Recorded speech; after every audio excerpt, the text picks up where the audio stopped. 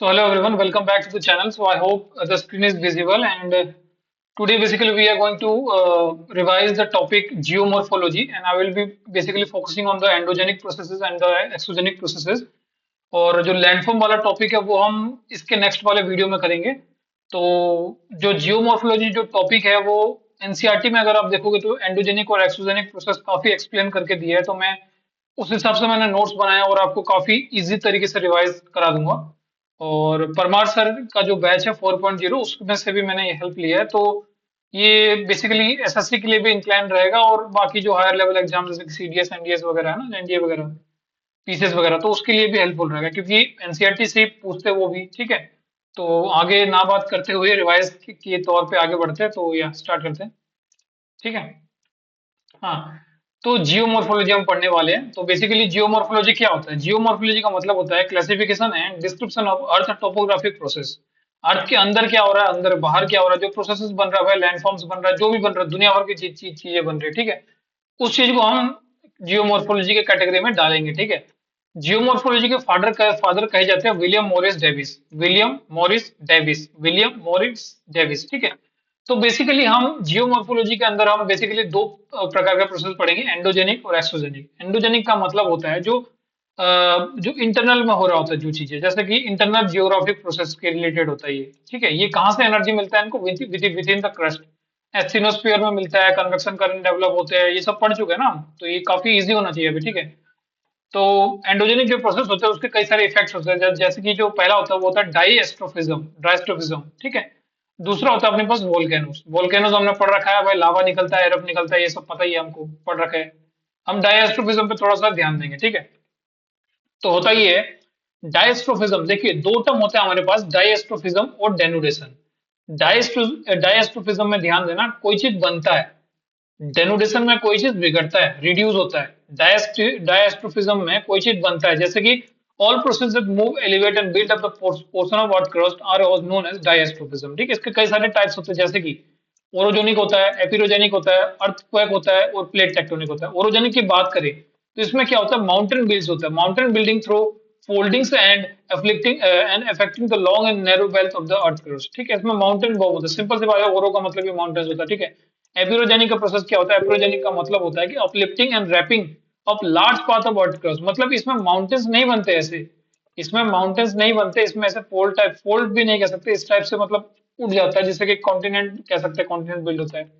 Earthquake type का ये minor plates का जो मूवमेंट होता है उससे। प्लेट टेक्टोनिक मतलब हॉरिजॉन्टल मूवमेंट है, वर्टिकल तो पता ही है सबको। ठीक है, तो जब से मेन जो डिफरेंस आता है भाई कि ओरोजेनिक और एपिरोजेनिक में क्या डिफरेंस है, क्या है इसमें? देखिए, ओरोजेनिक में जो है ना ये माउंटेन बिल्डिंग प्रोसेस होता है इसमें। ठीक है, जबकि एपिरोजेनिक में कंटिनेंट बिल्डिंग होता है। ये ओरोजेनिक प्रोसेस फास्ट होता है, एपिरोजेनिक स्लो होता है। ये हॉरिजॉन्टल होता है, ये वर्टिकल होता है। ओरोजेनिक का एग्जांपल लेंगे तो हमारे पास जैसे हिमालय है, वो ओरोजेनिक माउंटेन है। ठीक है, लेकिन जो पेनिनसुला प्लेट्यू है वो एपिरोजेनिक आता है इसमें। ठीक है, अब बात करते हैं हम एक्सोजेनिक प्रोसेस में। एक्सोजेनिक का प्रोसेस क्या होता है भाई? वो प्रोसेस होता है जो अर्थ के सरफेस में अगर करते हैं। क्यों? Due to external force. कैसे एक्सटर्नल फोर्स? जैसे कि भाई एयर हो गया, विंड हो गया, वाटर हो गया, ग्लेशियर्स का मेल्टिंग हो गया, ये सब प्रोसेस जो है ना इसमें आता है, वो अर्थ सरफेस को जो डिफॉर्म करते हैं उसका है। ठीक है, मैंने बोला था दो टर्म है, डायस्ट्रोफिज्म और डेनुडेशन। डायस्ट्रोफिज्म में बनते हैं, डेनुडेशन में बिगड़ते हैं। क्या बिगड़ते हैं? लॉन्ग टर्म प्रोसेस होता है that occurs wearing away the earth surface leading to reduction in the elevation and relief of the landform. मतलब परत दर परत, परत दर परत, परत जो निकलता रहता है उसको डिन्यूशन कहता है, मतलब रिडक्शन होता है, ध्यान रखना, रिडक्शन होता है बस। ठीक है, अब एक्सोजेनिक का जो मेन सोर्स क्या है, source of energy of exogenic force की बात करें तो वो है सन। ठीक है, एक्सोजेनिक एजेंट्स हो गए जैसे कि डिफरेंट एजेंट, जैसे कि विंड हो गया, ग्लेशियर हो गया, वाटर हो गया और दुनिया भर टाइप के। ठीक है, तो बेसिकली हम एक्सोजेनिक में हम तीन प्रकार के पढ़ते हैं, वेदरिंग होता है, मास मूवमेंट होता है और इरोजन या फिर ट्रांसपोर्टेशन होता है। ये इनके कुछ ड्राइविंग फोर्स है, बहुत ज्यादा इंपॉर्टेंट है, ये याद कर लेना। ठीक है, वेदरिंग में क्या होता है? ग्रेविटेशनल तो होता ही है, साथ में मोलिकुलर स्ट्रेस भी होता है और केमिकल एक्सेस भी होता है। ठीक है, मास मूवमेंट में ओनली ग्रेविटेशनल फोर्स रेस्पॉन्सिबल होता है। ठीक है, इरोजनल या फिर ट्रांसपोर्टेशन में ध्यान रखना काइनेटिक एनर्जी होता है। ठीक है, तो सबसे पहले हम वेदरिंग को करेंगे। वेदरिंग का मतलब क्या होता है भाई? मैकेनिकल, ये देखिए ये डेफिनेशन काफी इंपॉर्टेंट है, एनसीईआरटी का डेफिनेशन है। Mechanical disintegration and chemical decomposition of rock through action of various elements of weather and climate. ठीक है, मतलब जो रॉक होता है ना उसका ब्रेकिंग, ब्रेकिंग को ही कह सकते हैं, ये इन सितु प्रोसेस है। ठीक, मतलब अपने प्लेस पे ही होता है। इसके कई सारे टाइप्स होते हैं, जैसे कि फिजिकल वेदरिंग हो गया, केमिकल वेदरिंग हो गया, बायोलॉजिकल वेदरिंग हो गया, देखिए बायोलॉजिकल वेदरिंग तो बहुत आसान होता है, मतलब उसमें और सपोज कोई रॉक है, ठीक है, उसमें काई जम जाता है तो वो धीरे धीरे उस रॉक को ब्रेक कर देते हैं और उस सॉइल की फॉर्म में बाद में कन्वर्ट हो जाता है, डिसइंटीग्रेट हो जाता है। फिजिकल वेदरिंग में बहुत सारे टाइप्स होते हैं, जैसे कि फिजिकल वेदरिंग का मतलब होता है कि भाई कोई चीज का डायरेक्ट कांटेक्ट हो रहा है एटमॉस्फेरिक कंडीशन, जैसे कि हीट हो गया, वाटर हो गया, आइस से, ठीक है। केमिकल में केमिकल्स के इसके भी कई सारे होते हैं, जैसे कि हम एक एक करके डिस्कस करेंगे, ठीक है। सबसे पहले फिजिकल वेदरिंग। पहला होता है uploading and expansion, temperature change and expansion, freezing, थॉइंग and frost waging, और दूसरा होता है सॉल्ट वेदरिंग। सॉल्ट वेदरिंग देखना ये सबसे मोस्ट इफेक्टिव होता है अमंग द ऑल, ठीक है। केमिकल में आता है हमारे पास सॉल्यूशन आता है, कार्बोनाइजेशन आता है, हाइड्रेशन आता है, ऑक्सीडेशन एंड रिडक्शन आता है। सबसे पहले हम अपलोडिंग एंड एक्सपेंशन बात करेंगे, ठीक है। होता ही है removal of overlying rock load because of the continuous direction. होता ही है कि जैसे सपोज ये रॉक है, ठीक है, अगर रॉक है तो भाई इसमें भी तो लेयर्स होंगे ना, ऐसे ऐसे लेयर्स होंगे। तो होता है ये जो अपर वाला लेयर है ना, ये धीरे धीरे डिसइंटीग्रेट होने लगता है, इरोड होने लगता है, ठीक है। तो इरोड होने के कारण जो ये वाला जो इससे नीचे वाला जो है ना लेयर है, वो थोड़ा एक्सपेंड हो जाएगा भाई, उसको जगह मिल गया ना, फिर वो एक्सपेंड होगा, ठीक है। तो धीरे धीरे ये फिर धीरे धीरे इसमें फोर्स लगाएगा, फिर धीरे धीरे ये फोर्स लगाएगा, तो इसी प्रकार से ये बाद में जो है ना डिसइंटीग्रेट हो जाता है, ठीक है। दूसरा होता है टेम्परेचर चेंज और एक्सप्रेशन। हमें पता है कि टेम्परेचर डे में जो है ना बढ़ता है, नाइट में घटता है, जिसके कारण क्या होता है कि रॉक एक्सपेंड होता है और कभी कभी एक्सपेंड नहीं होता है, एक्सपेंड नहीं होता है, एक्सपेंड होता है। तो इसके कारण क्या होता है, ये ब्रेक डाउन होता है। जैसे कि ये जो डिफरेंस होता है ना, due to the differential heating resulting expansion and contraction of the surface layer, their subsequent exfoliation from the sun result in the smooth rounded surface, ठीक है। ये पूरा जब टूट जाता है तो एक स्मूथ राउंडेड सरफेस में बदल जाता है, जिसको हम कई बार टॉर कहते हैं, टॉर, ठीक है। In rock like granitic granites the rounded and small and big boulders is known as tors, ठीक है।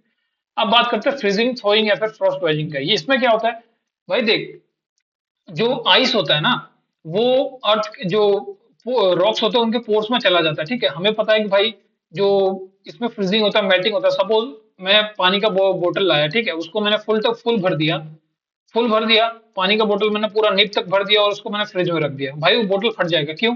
क्योंकि जब आइस फ्रीज होगा भाई, तो वो वाटर जो ना आइस जब फॉर्म बनेगा तो उसका वॉल्यूम बढ़ेगा, ठीक है। तो इसी प्रकार से जब रॉक में ये जो आइस इसमें फ्रीज होता है तो उसका वॉल्यूम बढ़ता है, तो ये रॉक जो है ना ब्रेक हो जाता है, ठीक है। तो ये इस प्रकार से होता है, ठीक है। अब आता है सॉल्ट वेदरिंग। सॉल्ट वेदरिंग का मतलब होता है सॉल्ट जो है ना वो एक्सपेंड करता है रॉक में। क्यों एक्सपेंड करता है? Due to thermal action, hydration and crystallisation, ठीक है। डिफरेंट डिफरेंट टाइप्स के सॉल्ट होता है, जैसे कि कैल्शियम, सोडियम, पोटेशियम, बेरियम, ये जो है ना एक्सपेंड करता है रॉक्स में, ठीक है। टेम्परेचर इतना होना चाहिए 30 degree centigrade to 50 degree centigrade. अगर बात करें सबसे ज्यादा जो इफेक्टिव होता है वो सॉल्ट क्रिस्टलाइजेशन होता है, इफेक्टिव सबसे ज्यादा, ठीक है। क्लियर है फिजिकल वेदरिंग। तो अब हम आते हैं केमिकल वेदरिंग पे, ठीक है। केमिकल वेदरिंग में बहुत सारे टाइप्स हुए, जैसे कि सॉल्यूशन हो गया, कार्बोनाइजेशन हो गया, हाइड्रेशन हो गया और ऑक्सीडेशन रिडक्शन हो गया। सॉल्यूशन का मतलब क्या होता है कि भाई रॉक जो ना हमारे जो ना मतलब जो रॉक हो गया वो जब वाटर के कांटेक्ट में आता है ना तो वो डिसइंटीग्रेट हो जाता है। इसमें कई सारे मिनरल्स होते हैं भाई, रॉक के अंदर कई सारे मिनरल्स होते हैं, जैसे कि सल्फेट होता है, नाइट्रेट होता है, पोटेशियम होता है, वो अफेक्टेड होता है। सपोज मैं बात करूं सोडियम क्लोराइड की थी, ठीक है, ये रॉक में है। अगर ये रॉक में है तो ये H2 मतलब पानी के साथ जब कांटेक्ट में आएगा तो ये टूट जाएगा Na+Cl में, तो ये डिसइंटीग्रेट हो गया ना। तो धीरे धीरे day by day year by year वो डिसइंटीग्रेट होके ये फॉर्म बन जाते हैं, ठीक है। तो ये केमिकल वेदरिंग का फॉर्म है, ठीक है। दूसरा कार्बोनाइजेशन। देखिए carbonates, reaction of the carbonates होता है bicarbonate with the minerals. तो होता ही है ना, जैसे कि देखो हमारे एटमॉस्फेयर में CO2 है, ठीक है। CO2 और जब H2O जब कंबाइन होते हैं तो H2CO3 बनता है कार्बोनिक एसिड, जो कि काफी वीक होता है, ठीक है। और यही जो एसिड है ये क्या करता है कि जो रॉक वगैरह होता है ना उसमें से मिनरल रिमूव करता है धीरे धीरे day by day year by year, जिसके कारण ये डिसइंटीग्रेट हो जाता है, ठीक है।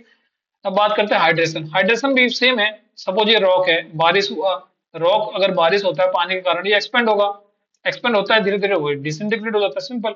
ऑक्सीडेशन रिडक्शन भी सेम ही होता है भाई, ऑक्सीडेशन होता है, रिडक्शन होता है आयरन मैंगनीज सल्फर के कारण, ठीक है। अब आता है हमारे पास second, mass movement. Mass movement में क्या होता है, ये रैपिड होता है या फिर स्लो होता है, ठीक है। इसमें क्या होता है कि ग्रेविटी के कारण जो ना खींचे चले आता है, जैसे सपोज ये है तो ग्रेविटी कारण नीचे चला गया, फिर फट गया, ऐसा कुछ है, ठीक है। ध्यान रखिए weathering is not a prerequisite for this, ठीक है। इसमें बहुत सारे टाइप्स होता है, जैसे कि रैपिड होता है, स्लो होता है। रैपिड स्लो में हमारे पास क्रीप होता है और सॉलिफ्लेक्शन होता है। रैपिड में हमारे पास लैंडस्लाइड होता है, डिफरेंट डिफरेंट टाइप के लैंडस्लाइड होते हैं, एवलांच हो गया, अर्थ फ्लो हो गया, मड फ्लो हो गया, ठीक है। तो सबसे पहले हम स्लो से स्टार्ट करेंगे। स्लो का मतलब होता है क्रीप। तुमने देखा होगा कि अगर सपोज तुम पहाड़ वाले इलाके में रह रहे हो, सपोज पहाड़ के बीच में हमने एक खंबा गाड़ दिया, ठीक है। अगर हम उसको सपोज 30 साल बाद आके देखें तो सपोज हमने खंबा अगर सीधा गाड़ा है तो 30 साल बाद वो होगा क्या कि वो जो खंबा हो थोड़ा सा टेढ़ा हो जाएगा, ठीक है, थोड़ा सा टेढ़ा हो जाएगा। इसका मतलब क्या हुआ कि जो रॉक है, वो जो सॉयल है, वो धीरे धीरे फ्लो हो रहा है, अर्थ क्रस्ट जो है ना फ्लो हो रहा है, जिसके कारण टेढ़ा होगा। तो ये होता है क्रीप, मतलब ये काफी स्लो मूवमेंट होता है।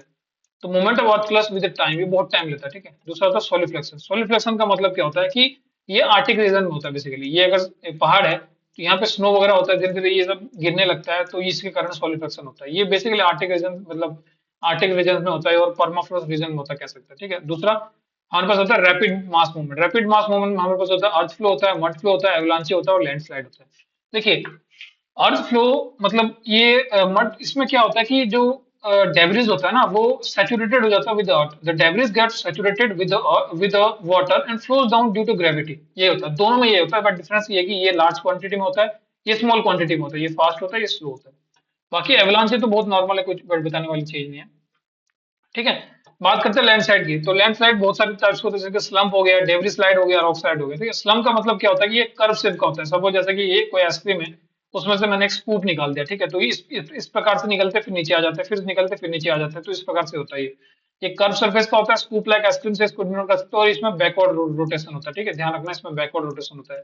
ये टर्म्स काफी इंपॉर्टेंट है, सीधा पूछता है। स्लम्प क्या होता है, बैकवर्ड रोटेशन के कारण फॉर्म होता है। एक और होता है जो डेब्रिस, जो डेब्रिस स्लाइड होता है, उसमें बैकवर्ड रोटेशन नहीं होता है। Rapid rolling and sliding of debris without the backward rotation, इसमें बैकवर्ड रोटेशन नहीं होता है।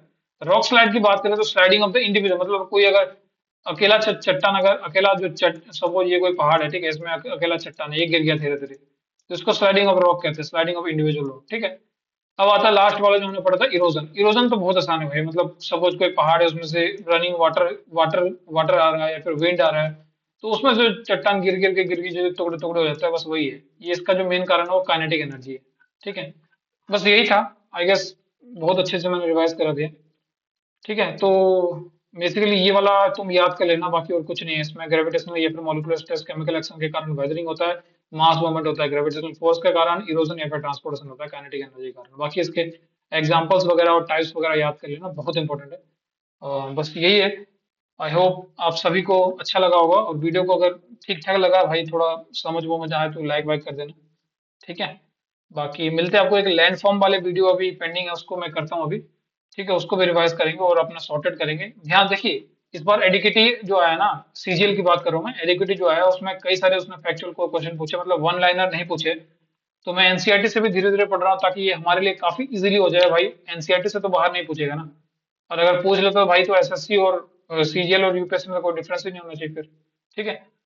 तो बस वही है, साथ बाय साथ हम एनसीईआरटी को पढ़ते जाएंगे, ज्योग्राफी हो गया, पॉलिटी हो गया, इकोनॉमिक्स हो गया, साथ बाय साथ पढ़ते जाएंगे एनसीईआरटी से, और क्वेश्चन बनाने का ट्राई करेंगे। मैं गारंटी दे सकता हूँ भाई, आराम से बन जाएगा क्वेश्चन, ठीक है, आराम से बन जाएगा, इतना टफ नहीं होता है। साथ बाय साथ मल्टीपल रिवीजन करते जाइए, परमार सर वाला जो भी है ना बैच, उसको भी मल्टीपल रिवीजन करते जाइए, आराम से क्लियर हो जाएगा, मतलब डिसेंट स्कोर आ जाएगा, मतलब 30-35 प्लस तो आराम से आ जाएगा 50 में से, ठीक है। हाँ, बाकी रिवाइज करते रहिए, मिलते हैं आपको एक नई वीडियो के साथ, तब तक के लिए जय हिंद, जय भारत।